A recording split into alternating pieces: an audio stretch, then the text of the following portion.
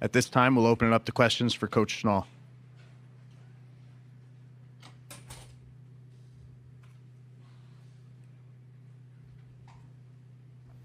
Noah Bieniek, 11.7. Coach, the 28th pitch of the first inning, were you warned prior to it? And then I know the home plate umpire kind of turned his back and walked away. Were any words shared from him to you afterwards? There's 25,000 people there, and I vaguely hear a warning issued. As the head coach, I was an assistant for 24 years, and as an assistant, you're almost treated like a second level citizen, and you can't say a word. Now, as a head coach, I think it is your right to get an explanation of why we got warned. And I'm 48 years old. I shouldn't get shooed by another grown man, right? So when I come out to ask what the warning is, a grown man shooed me. So at that point, I can now hear him say, it was a warning issued for arguing balls and strikes. And at that point, I said, because you missed 3. At that point, ejected. If that warrants an ejection, I'm the first one to stand here like a man and apologize. 2 words that define our program are own it. And what does that mean is you have to own everything that you do without blame, without defending yourself, without excuses. If you guys watch the video, there was a guy that came in extremely aggressively, tripped over Campos's foot, embarrassed in front of 25,000, immediately goes 2-game suspension and said, bumping the umpire. Immediately does that. There was no bump. He was embarrassed. I shouldn't be held accountable for a grown man's athleticism. They'll retract it, though, because now it's excessive. And the reason why it's excessive, because I was trying to say, I didn't bump him. It is what it is, but if that warranted an ejection, man, there'd be a lot of ejections. As an umpire, I feel like it's your job to manage the game, the national championship game, with some poise, some calmness, and a little bit of tolerance. Noah Bieniek, 11.7. Question for all 3 of the players. What are you guys going to remember most about this season? Is it the 2 conference titles? Is it Omaha, Oxford, Durham? Can you guys explain? I just think, my friends, this experience has been awesome. All those wins are nice, but I love these guys, man. And the hotel room and all that stuff. That's what I'll remember, at least. Yeah, the wins are phenomenal. We had a lot of them. You just can't match the culture we have here. I'm going to miss a coach. I'm going to miss these 2. I'm going to miss every one of these guys. Strapping up the cleats every day to go to war with these guys was such a blessing this year, and I will never take this for granted. The whole entire journey, I can't just pick one. It's all special to me. Yeah, I think they summed it up. But this was a cool experience. The regional, super regional, and then getting here. I think it's something that every baseball player dreams of. But the best part is being able to do it with these guys. I told somebody the other day I get to wake up every day and go play the game I love with my 40 best friends. So that's what I'll remember most. Coach, Noah Bieniek, 11.7. I asked the 3 players that were on the stand with you their favorite memory of the season. They all kind of mentioned the camaraderie around the team. Being that it's Father's Day weekend, being that you had your son Keegan up there on the stand with you, and then he took off with the boys. Can you explain the relationship with those guys, also maybe the support systems that your players have that, came out and support, also the community too? Yeah, hard to put into words, man. Just like they said, the bus rides, sitting around a hotel, the stories, right? Just celebrating with them. Those are probably going to be my best memories because we put so much into this. Everybody, I mean, the parents traveling all over the place, providing for these guys. Nobody's on a full ride on our team. Nobody's making money on our team. And so the parents are sacrificing so much, and the guys are putting so much into it, man. And to see them get to celebrate, you say, end of the year, only one team's happy. That ain't the case this year. There's definitely more than one. Because these guys just the run they went on, and you're not going to be able to wipe the smile off their face for a really long time. And that's what I told them. They're gonna share this for ages, and people are going to ask them about it for ages. And that's really the cool thing. Noah Bieniek, 11.7. Coach, I was hoping if you could expand on what you said. It's not unbelievable. It's incredible. And for me, what I noticed is it's just a very consistent ball club. Everybody in that lineup got on base today. In the NCAA tournament, 8-0, you've nearly tripled your opponents in run differential in games. Can you just talk about that consistency? Well, it starts with frees. Today we were able to earn 10 frees, 6 walks, 4 hit by pitches. That's where it starts. We've got to earn frees. I thought we ran the bases exceptionally well. It was bang, bang at third. Wells, going first to third on that hit. Tip your hat to their right fielder, but Blake Barthel coming through with that big 2-out hit right there after they got the big inning, something we've done a great job of. I think it's 12 straight games in a row. We haven't given up a big inning. We give up a big inning to Louisville today.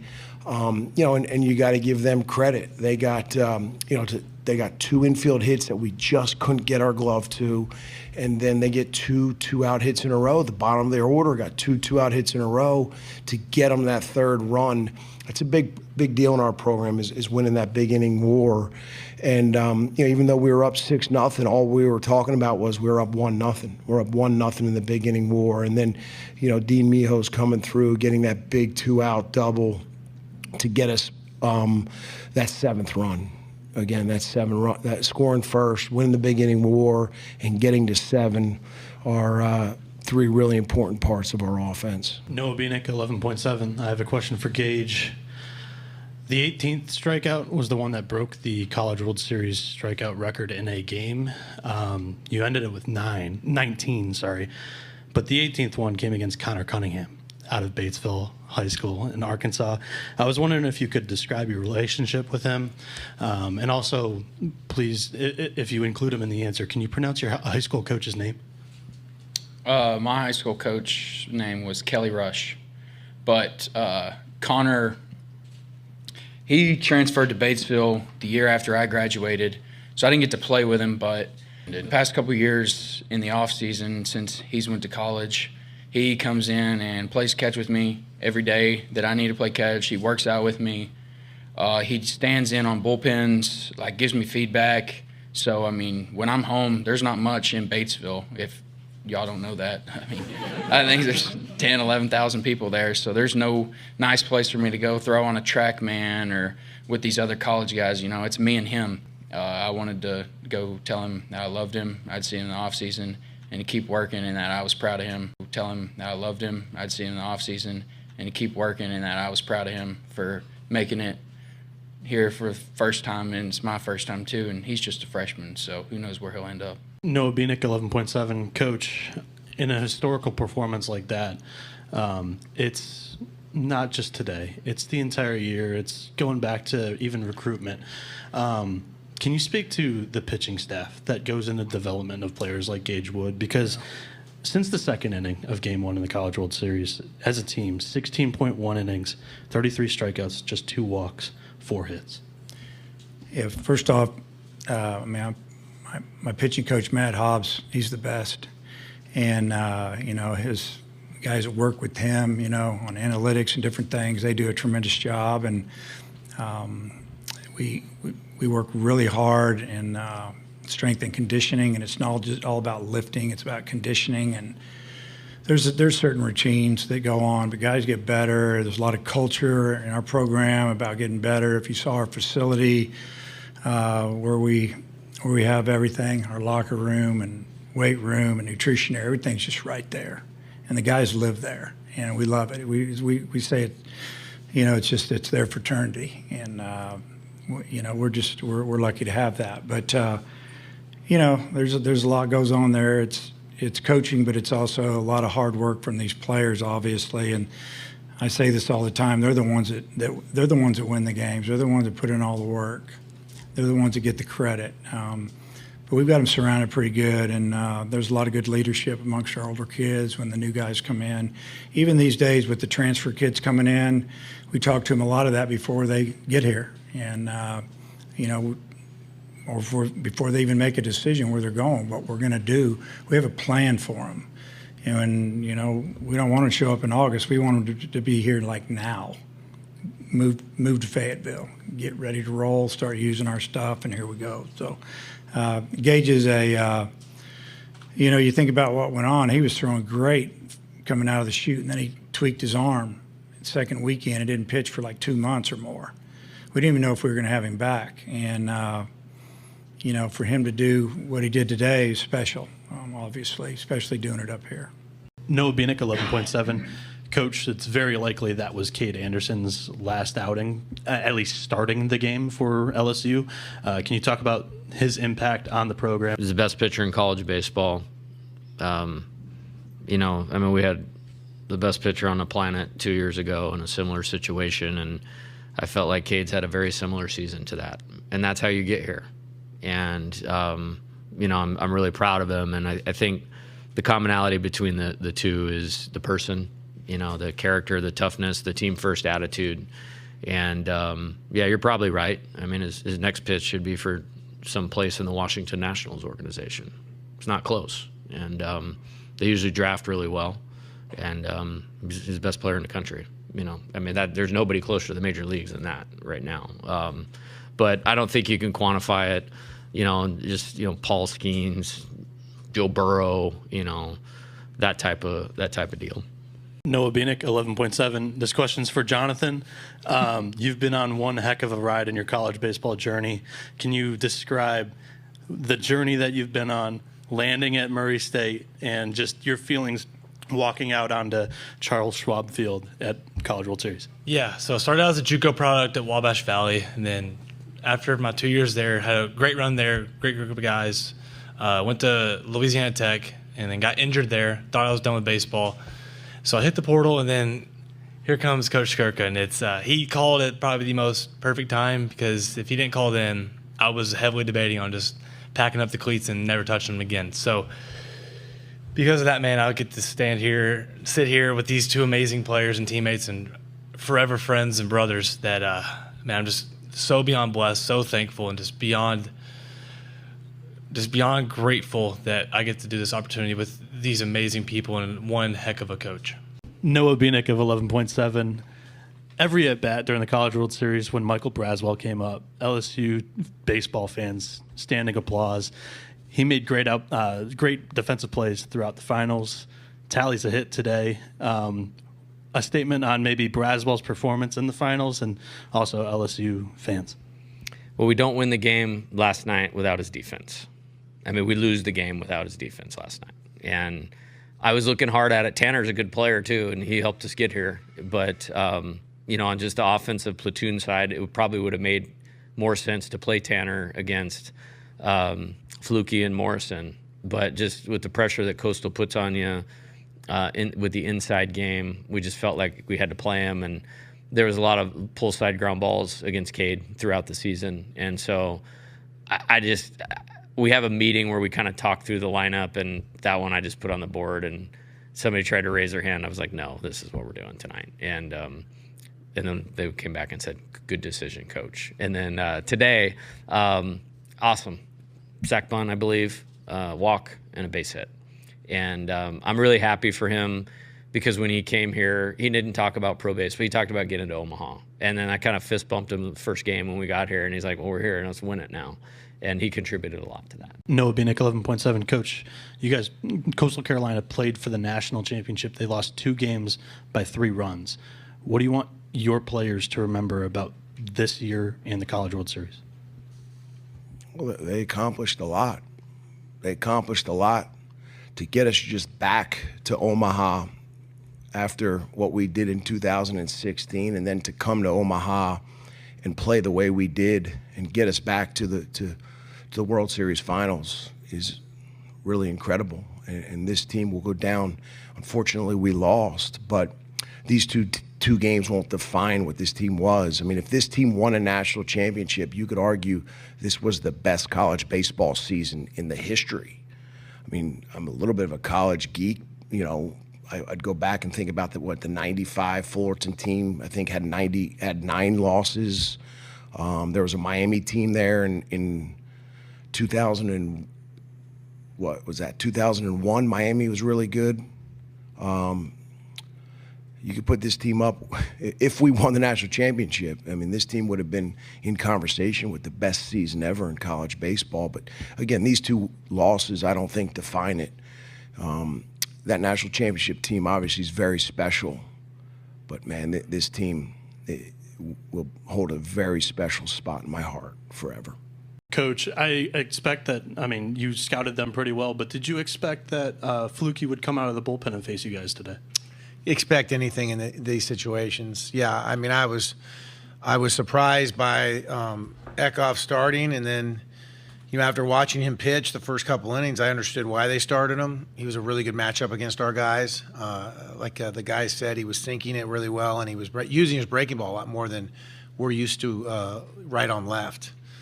And then, yeah, I'm not surprised. They're probably gonna use everybody they can every game, just like we're gonna have to now. You know, where our backs are against the wall. Noah Bieniek, 11.7 coach. I'm just curious on the strategy of going Eckhoff to start the game and then Fluky coming in after him. I asked Coach Hale what was working for the 2 of them, and he really complimented Eckhoff on the sink that he had on his fastball and the curveball going into the lefties. Well, the strategy was Cameron Fluky's as good as a right-handed pitcher as there is in the entire country. And to have Eckhoff lead it off, and he's more of a sinker slider guy, and Fluky's more of a ride guy, gives you 2 different looks, and ultimately worked out today. Noah Bieniek, 11.7. Chase, Coach kind of mentioned your duration through your LSU career, not necessarily the injury, how you kind of dreamt of it happening, but what does it mean to you to be on the mound for the final out at the College World Series National Championship? Yeah, it means everything.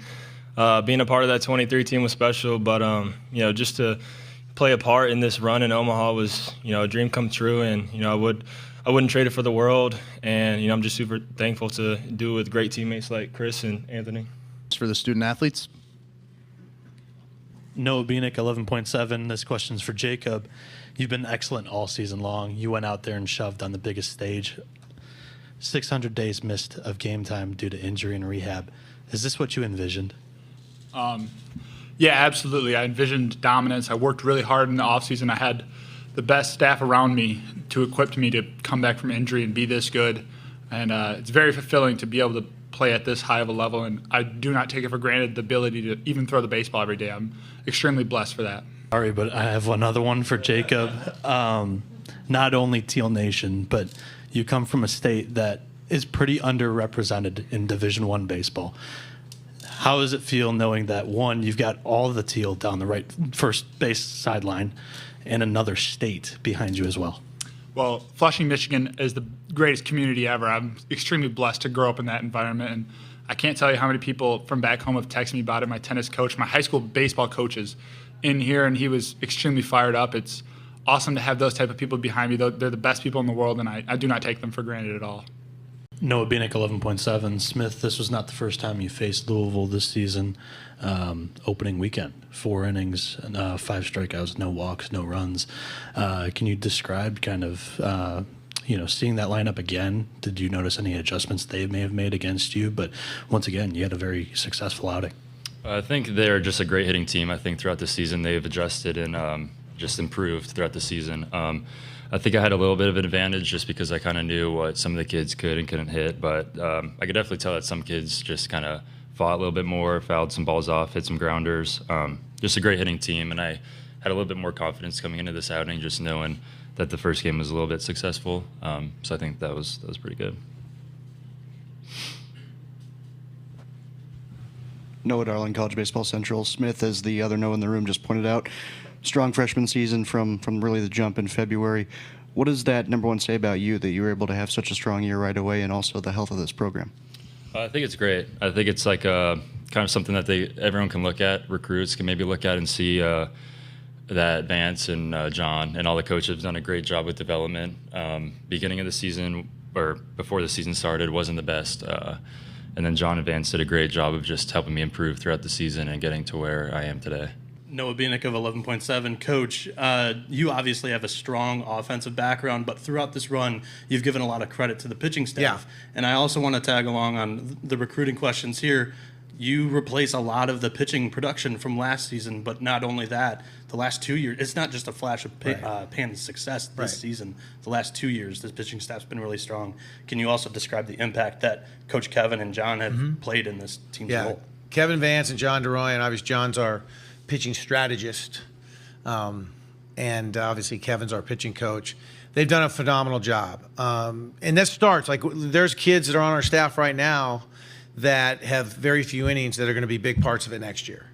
And that's what we did with Owen Krankowski. Owen pitched very little last year, but we knew from what the pitching plan was for those guys and what they were creating with his shapes, that he was going to be an impact guy for us. And we have guys this year with Mason Russell, coming along, that's going to be a big impact guy for us. Now, Smith Bailey comes in, and the maturity level was so high that the shapes took hold in the fall, and we could see that he was going to be an important guy for us. But yeah, that's been a big deal. And in this ballpark, pitching is going to play big in this thing. Noah Bieniek, 11.7. Coach, this game just kind of felt like a high-speed chase from the sixth inning on. You just think back to kind of the beginning where a ball just bounces over your third baseman's head on a wacky bounce, and the game just never really slowed down. But I want to know, you mentioned you're not good at saying goodbye. You mentioned that a lot of the guys were feeling a little bit emotional. How do you even begin to address a team in a moment like that? Well, I just told them, after the game, I told them to get in a little tighter. A lot of guys were distraught. Charles was super upset. And I just told them I appreciate the effort all year and the ride they took us on. And, just told them how much I appreciate them and that we'd talk again later. And I told them 2 months ago that this team needed to finish in Omaha, and they did. It wasn't the way we wanted to finish, but at least they got here, and they competed their rear ends off. Lost that first game, then win two, and, looked like we had a third. We're going to get to tomorrow. You never know, who we're going to pitch tomorrow. I don't know, whoever.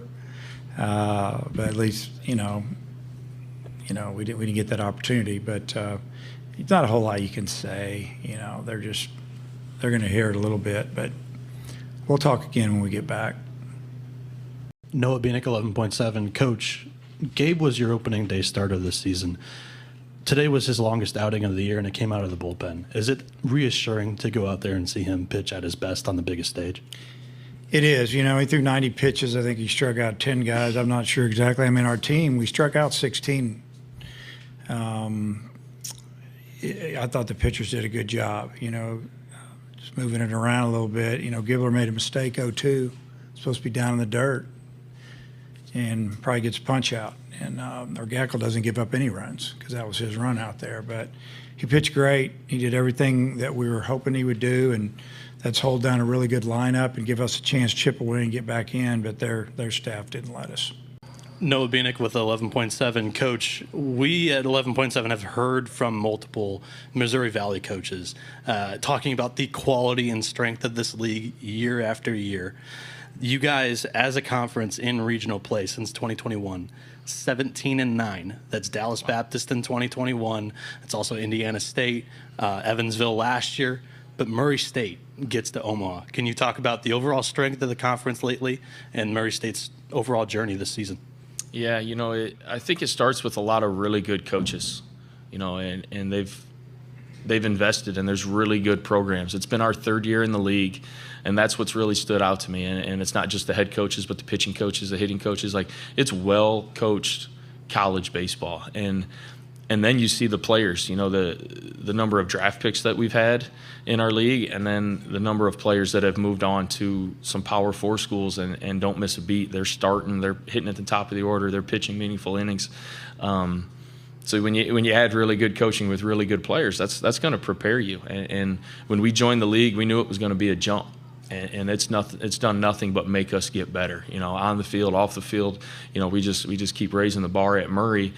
And kudos to the league for preparing us, right? You mentioned in a couple really good programs. So there's more of them. I mean, there's really good players. And so week in and week out, you got to be ready to go to win those series. So now when you do go to Duke and you got to win a series to go to Omaha, we've played some really good quality opponents in a weekend setting to where you're grinding to try to win that series on the road. So definitely prepared us for that. And yeah, so yes, 100%. Noah Bieniek, 11.7. This question's for Dusty. You guys faced today a pitcher in the Big Ten who had an incredible regular season, and not once this season had he walked 4 batters. You walked twice today. Just seemed like you had a couple of atom balls. Can you talk about what's working for him and the approach at the plate that you had today, and as well as your teammates? You can definitely tell there's a little something different to his fastball. It's a good pitch, had a little sink to it, down and up it, rode a little bit, and that's tough to be on. You don't know what it's going to do. Change up kind of looked like a screwball every once in a while, and that's never ideal as a hitter. I was picking it up a little bit out of the hand. He was mixing 3 pitches, and whenever a guy can mix 3 pitches for strikes, it's going to be tough. So we just try to compete, and foul off a couple tough pitches, and then one gets away from him and get a runner on base. That's how we win usually. So Noah Bieniek, 11.7. Coach, you mentioned in your opening statement, you phrased it as you pitched out of plenty of problems today. Barnett, 4 walks and 4.1 was the most this season, but I was very impressed in the pitching staff in general being able to pitch out of so many jams today. Yeah. And then you look at the Super Regional as well. The final 16 innings of that series, 0 runs. Can you just talk about the strength of this pitching staff lately? Well, we finally got to know ourselves probably about middle of April. And, we're not going to blow anybody away, clearly. You can tell that. Hawk can do that a little bit. A couple of relievers can do that. But we got to pitch. And it was a little unusual for Mike to walk 4 guys. That's very unusual for Mike. I think the first 5 hitters were 3-2 counts. It was like, oh, boy, 28 pitches in the first inning. And, it isn't quite like Mike. But, they all have a little niche. They all know what they can do. I have a good feel for him in terms of pitch calling. It's a blend. It's a change. It's a breaking ball. It's a slider. It's a cutter. It's a fastball. It's just not one go-to pitch. And a lot of these guys are, somewhat starters that are relievers, and some guys are 3 and 4 pitch guys. And even if it's 1 inning, some guys are throwing 4 pitches, which is a little unusual nowadays. Usually you see 2 pitches, right, out of a reliever. And so we do have some guys that really have starter profiles, but not big stuff. That's why, we can get into trouble a little bit because they can get hit. And that's, O'Connor got in trouble. Moss got in trouble. Souza got in trouble. Really the only one that didn't get in trouble was Hawk. So it's baseball. It's Omaha. You expect trouble. If you're not expecting trouble, you'll be out of here pretty quick. So you better be able to pitch with traffic and pitch out of problems. That's the nature of championship baseball. We'll take one more question. Noah Bieniek, 11.7. Coach, I was talking to a staffer of yours, and I was actually kind of surprised when he said that this would be your first doubleheader that you've played all season. I went looking through the schedule, and I think it was right. Playing in the Big Ten, it looked like you dodged quite a bit of weather, which is surprising. So I'm curious of how you plan to handle, a little bit of a delay here between games. Yeah, we haven't played a doubleheader. That is a little surprising in some ways. We don't deal with weather much in LA, obviously, on the West. Certainly in that league you do.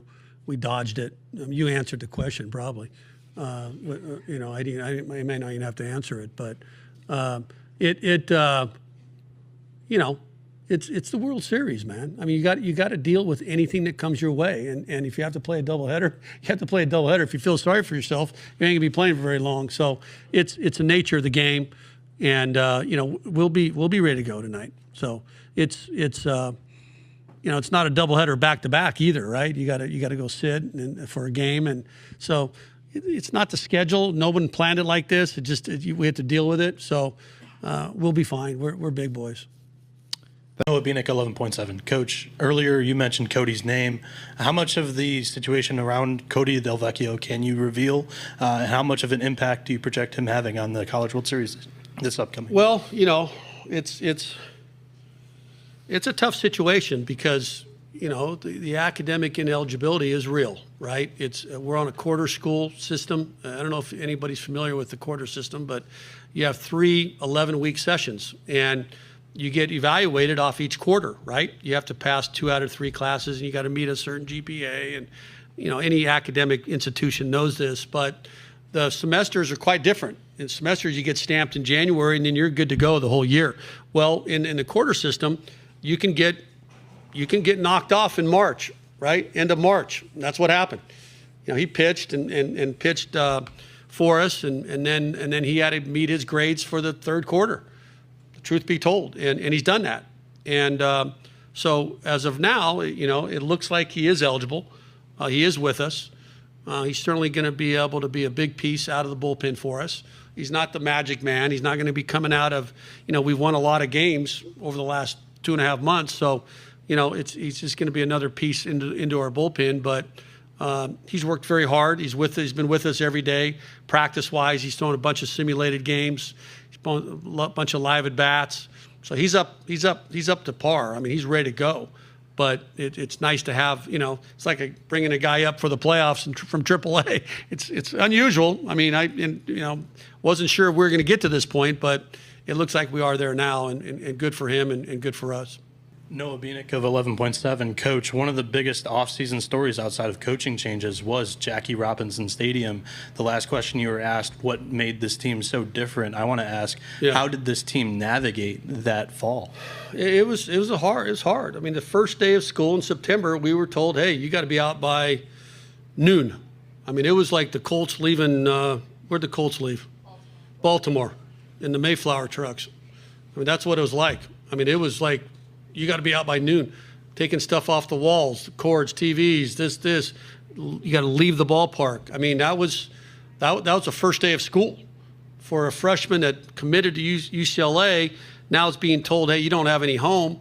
And then, but to credit to Cody and of course Rock and Michael Barnett, the leadership that we built a little clubhouse on campus, and we worked out of there, and we worked on the intramural field. We worked out on the intramural field during the fall. We worked out at Harvard Westlake, Notre Dame High School, Birmingham High School, LA Valley. I mean, some phenomenal places that really helped us. So we bust every day to those places. So, and then we got back in January. So it's been a long ride, but our guys stuck together. They're on the buses a lot. We're in LA traffic a lot. So there's a lot of time spent to one another, probably outside of the NCAA hours in a lot of ways because we were in traffic. But at the end of the day, they grew. And it just felt, at the end of fall, I knew that we potentially had something special. I was just hoping we had enough talent. The makeup was there, the character, the loyalty, the toughness, and that's great to all have that, but you got to have talent at this level. And, the talent, I think, really showed throughout the year, to get where we are today. But, Jackie Robinson Stadium is, and we still had to, we don't have any decision yet. We're still up in the air on that. I think July 1st is the day. So, we're just going one day at a time. We love playing at Jackie Robinson Stadium. We love that Jackie played at UCLA, played 4 sports at UCLA. They love it. They love Jackie, and they loved the fact that they were honored to be a UCLA Bruin playing at Jackie Robinson Stadium on the Veterans Grounds. It's pretty cool. There's a lot of tie-in there. There's a lot of buy-in there. We just hope, knock on wood, that we can play there over the next several years. Noah Bieniek, 11.7. Coach, your coaching background has been West Coast, Arizona, Nevada, even San Diego, which I find very interesting that UCLA really didn't deal with a whole lot of weather issues this season, whereas it's been a steady theme for you guys throughout the NCAA tournament. You talked a lot about it prior to your regional and the whole scheduling the first game rather than the night game in the Baton Rouge regional. What have you just learned throughout your tenure in Baton Rouge? Probably that the best weather for college baseball is in Tucson, Arizona. I was very underqualified as a weatherman coaching in San Diego, Reno, and Tucson. And it just becomes part of it. And as I mentioned, everything is training for something. I mean, it wasn't just the regional, super regional. I mean, we played 4 games at 10 p.m. this year. And we finished a couple at 1:30 in the morning. And I'm the luckiest guy in the world because my fans will stay. Now, we got to work on their alarm clocks because the send-off for the team was a little light this morning at 7:45. But they're night people, and provided we stay on schedule, hopefully we'll have them back out tomorrow. No, 11.7. Eddie, yesterday in the press conference, Coach was talking about your personal journey, and after a junior season, it could, to some players, feel like you may have lost having returned to a program that in the preseason, the ACC head coaches selected you guys to finish 9th in the standings, and yet you were one of the 4 teams left standing in college baseball this season. Can you elaborate on your journey throughout this season and your mindset through, your own adversity in the year? It's been a long journey, ups and downs. We started off pretty good, then we went through a little bumps in the road, but I think we just, we did well as a team. We always fought back. I know we surprised a lot of people, but we always knew we had it in us. We just brought it out at the right time, and I think this team is just so resilient. Just the things that we did all year, even, guys fighting injuries like Alex, Pike. It just goes to show this group is really special, and we just have a lot of talent, and we proved it this year. Noah Bieniek, 11.7, Coach. The other day in a press conference, you mentioned the name Muhammad Ali, heavyweight boxing world champion. Your last 2 at-bats, this may not have fit the narrative on Friday after the result, unfortunately, but you've totaled 8 runs and 9 hits in the bottom of the 8th today, the top of the 9th against Oregon State.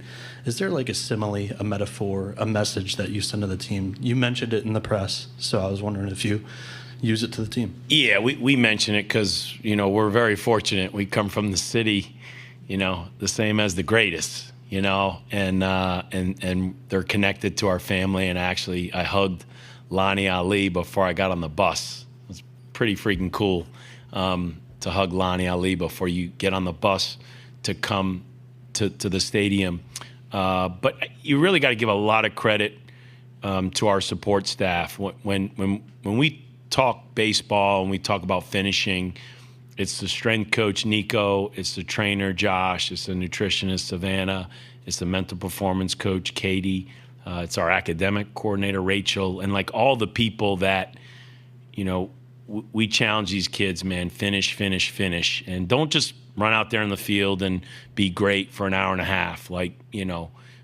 Finish in the classroom, finish at the end of the semester, finish the day out. And we do, we address it in practice. We call them up late in practice. We talk about the last 3 innings. We talk about extra innings. It's great to say it as a coach, but they're the ones that have to do it. They have to buy in and they have to believe. And so I think it's just a combination of everything. I said, it might not show immediately, but, as we rotate our books, Toughness, Jay Billis is one of the great books, I think, for everybody, not just student athletes, because he makes it clear, toughness is a muscle. You're not born with toughness.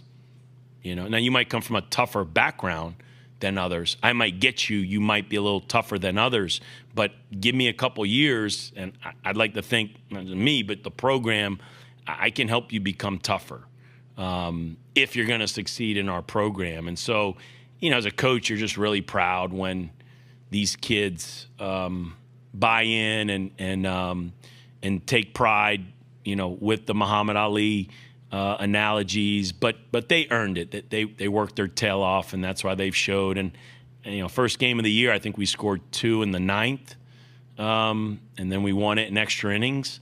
And so it was good because they saw the fruits early in the season, and so we haven't been perfect this year, but we have played well in the last 3 innings. I appreciate you noticing. Noah Bieniek, 11.7. This question's for Jake. Elite starting pitching was on display tonight. Both teams hit list through the first 3 innings. But in the 4th inning, when the shadows kind of completely covered the mound, the cap on the offense lifted. Did the shadows play any role in the ability of picking up the off-speed pitches today? Yeah, a little bit. I think also that first go-around, for them seeing Patrick and for us seeing this guy, 2 really good pitchers. So the shadow played a little bit. That second AB definitely felt a lot clearer, but still, we got to get the job done. Mark Arlen, College Baseball Central. Coach, when you find yourself in a pitching duel like that where both guys are just really finding all their stuff early, does it change any way that you guys decide to go about the game plan? Does it change anything at all for you guys? As a coach, man, you're just a little helpless. I mean, I had heard how good Whitney was. I just had never seen him, but it was one of those, hey, coach, this guy was, first rounder out of high school if he wanted to sign, but unfortunately for us, he chose to go to Oregon State, and then I think Patrick Forbes, his best days are ahead of him. I think the sky's the limit. So I think you're right. Not to take anything away from how talented the pitchers are, but take that talent with the shadows, it was like unhittable. It was like strikeout. And you're just hoping that, give the hitters a better chance when the shadow comes over. But still, that's just elite stuff. And like Jake said, man, the breaking ball. We weren't. We know he had it. We were just probably hoping he wasn't going to land it as well as he did the breaking balls, because he really was throwing multiple pitches there, and we finally got to him right in the 6th. I don't know if he had a 3-ball count. The first hitter of the game was a 3-2 count to Lucas, and then I don't know if he had a 3-ball count for about 4 innings. And then we got to him there a little bit in the 6th, and they made the change. So. But man, like I said, they pitched really well. Noah Bieniek of 11.7. This question is for Gavin. 26 career RBI in the postseason with Oregon State. That ties a Beaver record currently with the man that is sitting right next to you, your coach Cunningham. Has there been any friendly jabbing back and forth between the two? You can just describe the relationship that you have with Coach and also Coach with the rest of the guys on the team. Yeah, not yet. No friendly jabbing yet. Thanks for bringing that up. Will though, for sure. But the relationship is great. I'm sure there's nothing more than he'd want to see me to break that record. But no, I had no clue about that. So cool. Yeah, this guy breaks every record, right? Boz was here last year, and it seemed like I remember when Boz was taking his recruiting visit. He took a picture of all the records on the board, and he goes, "I go, what are you doing?" He goes, "I'm taking a picture so I can just remind myself to break all of these." And now this guy's over here breaking home run records and RBI records, and you spend a couple of days with this guy, and you just realize he can do anything. He can communicate with the CEO of a major corporation or someone that's just hanging out at a bus stop that you never met before. Like Gavin's ability to just be social and love other people. It's infectious. It's it makes all of us better people as well. Just finding that joy in each and every day. I played at Oregon State before any of these guys were born, I think. So, they don't even know what Rosenblatt is. And so when I was coming out, I was like, "Yeah, Rosenblatt," and they're like, "What?" Never mind. But for each of these guys that are up here too, like the relationship, it's just like my son and my daughter. My relationship with each of them is a little bit different because they each have different interests, and it's knowing who they are, what their wants and dreams are, reading their body language, and also making sure that I'm not getting in the way and interfering with, who they are as people. My job is also, because there's for every mile of road, there's 2 miles of ditch. My job is to make sure that they have those guardrails on each side so that they don't fall off, that they're going to get to their destination of greatness, without falling off the road and as quickly as possible. No, Bieniek 11.7. I would like to actually tail on one of the transfer portal questions for Iva. Could you expand on how Mitch and the coaching staff first approached you? Because it was a little bit of a unknown with the independent scheduling, and you still decided to commit and play for the Beavers. Yeah, I mean, they had a plan, already made. They discussed it with me, and they showed me what the plan was for the schedule, and I mean, and it's Beaver baseball, and it's a dominant program, especially on the West Coast, in the whole country. But I mean, I just wanted to be a part of something special. So I mean, I never looked back. So I was glad I made the choice. Noah Bieniek of 11.7. This question's for Dax. In Coach Cannon's opening statement, he didn't mention you by name, but you are one of those guys who did pass up on the draft not just 11 months ago, and now you're playing in Omaha. Describe the feeling stepping out onto the field today. I mean, I kind of had this was my vision when I made that decision to come here. I really wanted to come here the whole time. It was more of like if I get lucky, I'll go to the draft. I wasn't planning on it. I was really set on coming here, and this is exactly what I dreamed of. This is why I came here, because I knew we were capable of it, and I knew we're capable of going further than we are right now. So that's exactly why I came here.